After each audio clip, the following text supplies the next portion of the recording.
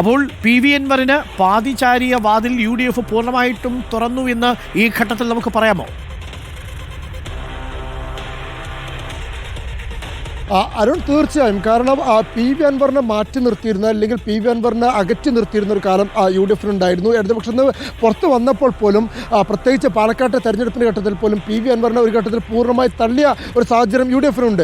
പക്ഷേ അതിനപ്പുറത്തേക്ക് ഇപ്പോൾ വീണ്ടും PV അൻവർ ജനകീയ യാത്ര നടത്തുമ്പോൾ ആ യാത്രയിലേക്ക് കോൺഗ്രസിൻ്റെയും മുസ്ലിം ലീഗിൻ്റെയും മുതിർന്ന നേതാക്കൾ തന്നെ എത്താൻ പോകുന്നു എന്ന് പറയുമ്പോൾ സ്വാഭാവികമായും അതൊരു നേതൃധാരണ പുറത്താണ് എന്ന് തന്നെ നമുക്ക് വിലയിരുത്തേണ്ടി വരും. അത്തരത്തിൽ നേതൃധാരണ ഉണ്ടായിട്ടുണ്ട് എങ്കിൽ അതിൻ്റെ വിശദാംശങ്ങൾ വൈകാതെ തന്നെ പുറത്തു വരികയും ചെയ്യും. അത് UDFിലേക്കുള്ള PV അൻവറിൻ്റെ വാതിൽ പൂർണ്ണമായും തുറന്നു എന്നത് തന്നെ ആയിരിക്കാം അതിൻ്റെ വാർത്തയുടെ വിശദാംശങ്ങൾ എന്ന് തന്നെയാണ് നമ്മൾ പ്രതീക്ഷിക്കുന്നത്. കാരണം മുസ്ലിം ലീഗിലെ ചില നേതാക്കളടക്കം ഈ വിഷയവുമായി ബന്ധപ്പെട്ടുകൊണ്ട് PV അൻവർ പലതരത്തിൽ പല ഇടനിലക്കാർ വഴി ചർച്ചകൾ നടത്തിയിട്ടുണ്ട്. ഈ വേദിയിൽ ആരൊക്കെ പങ്കെടുക്കണം, PV അൻവറിൻ്റെ വേദിയിൽ പങ്കെടുക്കുന്ന ആളുകൾക്ക് തന്നെ ഇത്തരത്തിൽ അനുമതിക്കായി സ്വാഭാവികമായും ലീഗ് നേതൃത്വത്തെ സമീപിച്ചിട്ടുണ്ടാകും. മുസ്ലിം ലീഗിനെ സംബന്ധിച്ചിടത്തോളം അൻവറിൻ്റെ പരിപാടിക്ക് ഒരാൾ പങ്കെടുക്കണമെങ്കിൽ അത് ലീഗ് നേതൃത്വത്തിൻ്റെ അനുമതിയോടുകൂടി തന്നെ മാത്രമേ പങ്കെടുക്കാൻ കഴിയൂ. ഈ വിഷയത്തിൽ ഇപ്പോൾ തന്നെ ലീഗ് നേതാക്കൾ സ്വീകരിച്ചിരിക്കുന്ന ഒരു നിലപാട്, കോൺഗ്രസ് നേതാക്കൾക്ക് പങ്കെടുക്കാമെങ്കിൽ എന്തുകൊണ്ട് ലീഗ് നേതാക്കൾക്ക് പങ്കെടുത്തുകൂടാ എന്നുള്ളൊരു ചോദ്യമാണ് ലീഗ് നേതാക്കൾ ഉയർത്തുന്നത്. അങ്ങനെയെങ്കിൽ കോൺഗ്രസിൻ്റെ അനുമതിയോടെ DCC പ്രസിഡന്റുമാർ വയനാട് ND അപ്പച്ചനും കോഴിക്കോട് തിരുവമ്പാടിയിൽ K പ്രവീൺകുമാറും എത്തുമ്പോൾ മുസ്ലിം ലീഗിൻ്റെ നേതാക്കളായ ഇസ്മായിൽ മുത്തോടവും കാസിമും ET മുഹമ്മദ് ബഷീർ MP എല്ലാം തന്നെ ഈ വേദിയിലേക്ക് എത്തുമെന്ന് തന്നെയാണ് ഇപ്പോൾ നമ്മൾ കണക്ക് കൂട്ടുന്നത്. അങ്ങനെയെങ്കിൽ അത് വലിയൊരു രാഷ്ട്രീയ മാറ്റത്തിൻ്റെ ദിശാമാറ്റത്തിൻ്റെ തന്നെ സൂചനയാണ്. ആ സൂചന എത്തി നിൽക്കുന്നത് PV അൻവർ UDF ക്യാമ്പിലേക്ക് എത്തുന്നു എന്നുള്ളതാണ്. നേരത്തെ റോഷിബാൽ പറഞ്ഞതോടെ അൻവറിൻ്റെ കൂടെ ആരൊക്കെ ഇനി ഉണ്ടാകും എന്നുള്ളതാണ് ഒന്ന് കാത്തിരുന്ന് കാണേണ്ടത്. മാത്രമല്ല, നേരത്തെ തന്നെ ഡൽഹിയിൽ വെച്ച് മുസ്ലിം ലീഗിൻ്റെ ചില നേതാക്കളുമായി PV അൻവർ ചർച്ച നടത്തി എന്നുള്ള വാർത്ത പുറത്തു വന്നിരുന്നു. നമുക്കിപ്പോൾ അറിയാൻ കഴിയുന്നത് അന്ന് ലീഗിൻ്റെ നേതാക്കളുമായിട്ടില്ല, മറിച്ച് അവിടെ ഉണ്ടായിരുന്ന കോൺഗ്രസിലെ K സുധാകരൻ അടക്കമുള്ള ആളുകളുമായി കൃത്യമായൊരു ചർച്ച അൻവറിൻ്റെ ഭാഗത്തു നിന്ന് ഉണ്ടായിരുന്നു. അതിൻ്റെയൊക്കെ അടിസ്ഥാനത്തിൽ തന്നെയാണ് ഇപ്പോൾ ഇത്തരമൊരു നിലപാടിലേക്ക്, ധാരണയിലേക്ക് കോൺഗ്രസ് നേതാക്കൾ എത്തിയിരിക്കുന്നത്. PV അൻവറുമായി ഉടക്കി നിൽക്കുന്ന കോൺഗ്രസിലെ ചില നേതാക്കൾ പോലും ഇപ്പോൾ ഒരു അല്പം മനസ്സായവ് വരുത്തിയിട്ടുണ്ട്. അൻവറിനെ എടുക്കണമെങ്കിൽ എടുക്കാമെന്നുള്ള നിലപാടിലേക്ക് പോയിട്ടുണ്ട് എന്നാണ് മനസ്സിലാക്കാൻ സാധിക്കുന്നത്.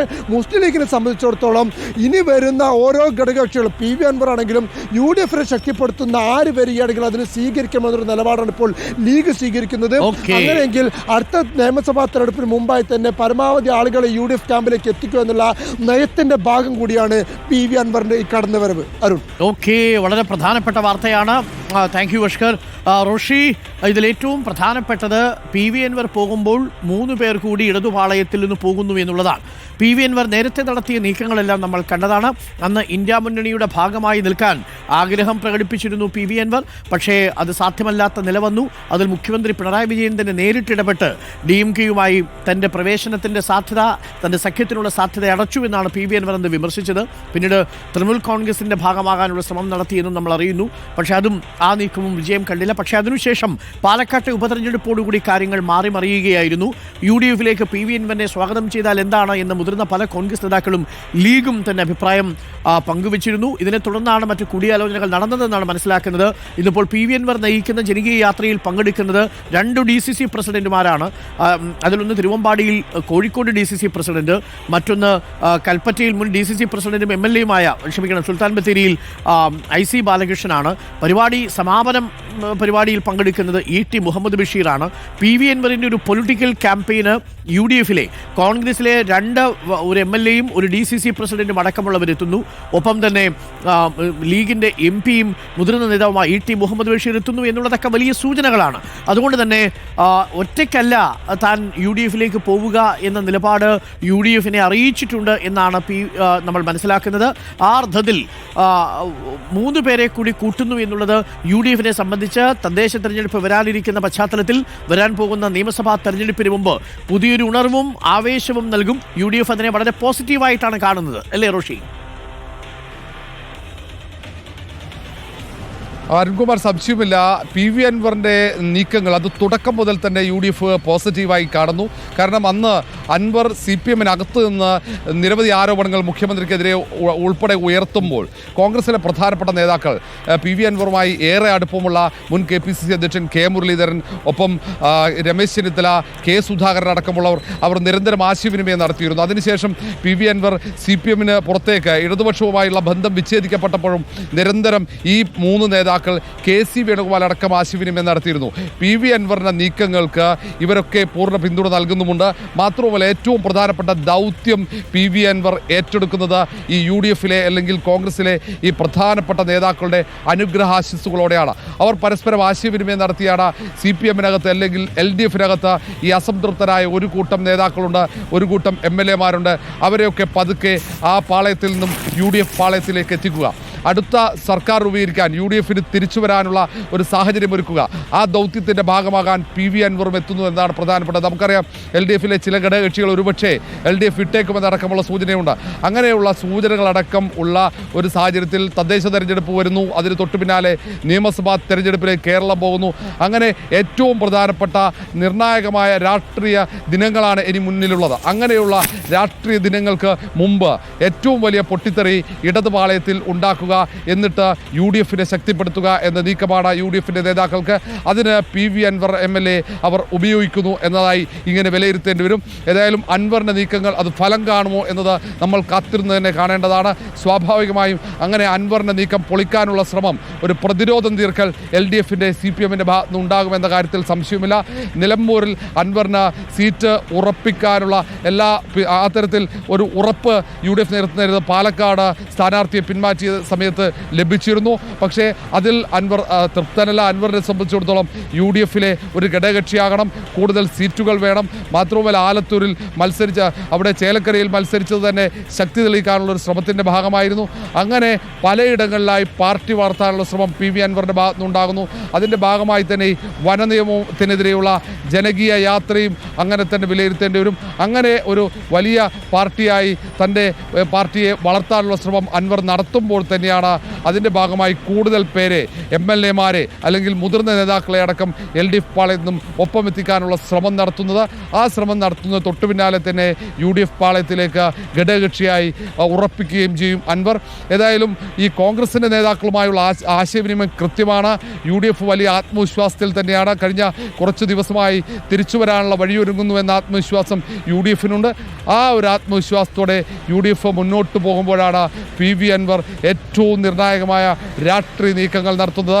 LDF-ലെ 3 അസംതൃപ്തരായ MLA-മാരെ LDF-ൽ നിന്നും അടർത്തിയെടുത്ത UDF പാളയത്തിലേക്ക് എത്തിക്കാനുള്ള വലിയ ദൗത്യമാണ് PV അൻവർ MLA ഏറ്റെടുത്തിരിക്കുന്നത്. അത് ഈ പറഞ്ഞ എല്ലാ നേതാക്കളുടെയും അനുഗ്രഹാശിസ്സുകളോടെ തന്നെ ആ നീക്കം നടത്തുന്നു എന്നാണ്. ഇനി UDF ചെയർമാൻ നേരത്തെ അഷ്കർ സൂചിപ്പിച്ചതുപോലെ തുടക്കം മുതൽ തന്നെ UDF-ൽ ചില നേതാക്കൾ മാത്രമായിരുന്നു PV അൻവറിൻ്റെ വരവിനെ എതിർത്തത്. അതിൽ പ്രധാനി UDF ചെയർമാനായ VD സതീശനായിരുന്നു. പക്ഷേ നേരത്തെ കടുത്ത നിലപാട് ഇപ്പോൾ സതീശനില്ല, അല്പം അയഞ്ഞിട്ടുണ്ട്. അതൊക്കെ അനുകൂലമാണ് PV അൻവറിനെ സംബന്ധിച്ചിടത്തോളം. ഏതായാലും ഈ LDF പാളയത്തിൽ നിന്നും MLA-മാരെ എത്തിച്ചു കഴിഞ്ഞാൽ അൻവർ കൂടുതൽ ശക്തരാകും. സ്വാഭാവികമായും UDF-ന് വഴങ്ങേണ്ടി വരും, അൻവറിനെ സ്വീകരിക്കേണ്ട സാഹചര്യവും ഒരുങ്ങും. ഏറ്റവും ശ്രദ്ധേയമായ കാര്യം റോഷി, ഈ വരുന്ന തദ്ദേശ തെരഞ്ഞെടുപ്പിലാവട്ടെ നിയമസഭാ തെരഞ്ഞെടുപ്പിലാവട്ടെ UDF-നോടൊപ്പം PV അൻവർ നിൽക്കുന്നു എന്നുള്ളത് പിണറായി വിജയനെതിരെ വിമർശനം ഉന്നയിക്കുന്ന ഒരാളെ തങ്ങൾക്കൊപ്പം കൂട്ടുന്നത് ഒരു രാഷ്ട്രീയ കരുത്താണ് എന്നത് UDF തിരിച്ചറിയുന്നുണ്ട്.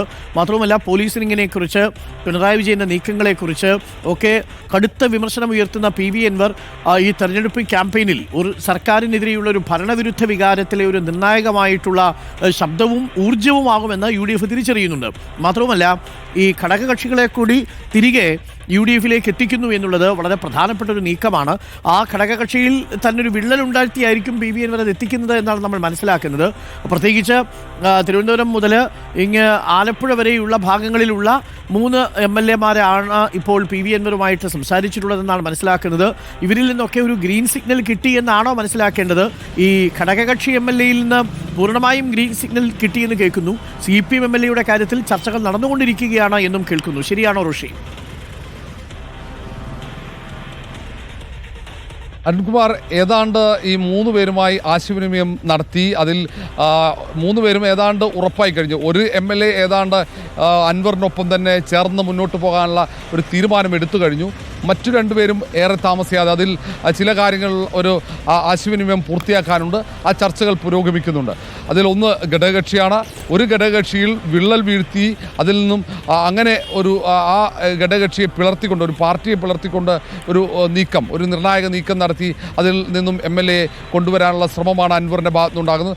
CPM MLAയുമായുള്ള ചർച്ചകളും അത് അന്തിമഘട്ടത്തിലെത്തിയെന്ന വിവരങ്ങളാണ്. അതിൽ കൂടുതൽ നേതാക്കളെ ലക്ഷ്യമിടുന്നുണ്ട്. BJP പാളയത്തിൽ നിന്നും മുൻ സംസ്ഥാന അധ്യക്ഷൻ ഉൾപ്പെടെയുള്ള ഏറ്റവും മുതിർന്ന 2 നേതാക്കളുമായി അൻവർ ആശയവിനിമയം നടത്തി. ആ BJPയുള്ള 2 പ്രധാനപ്പെട്ട നേതാക്കൾ അവർ തനിച്ചായിരിക്കില്ല അൻവറിനൊപ്പം വരിക, കൂടുതൽ പ്രവർത്തകരെ കൂടെ ചേർത്തുകൊണ്ട് അൻവറിനൊപ്പം വരും എന്ന ഒരു വിവരങ്ങളും പുറത്തു വരുന്നുണ്ട്. അങ്ങനെ BJPയിലും ഒരു വിള്ളൽ വീഴ്ത്താനുള്ള ശ്രമം അൻവറിൻ്റെ ഭാഗത്തുനിന്നുണ്ടാകുന്നു. ആ 2 പേരുമായി ആശയവിനിമയം നടത്തി. അവരൊക്കെ ഒരുങ്ങിക്കഴിഞ്ഞു BJP വിടാൻ വേണ്ടി.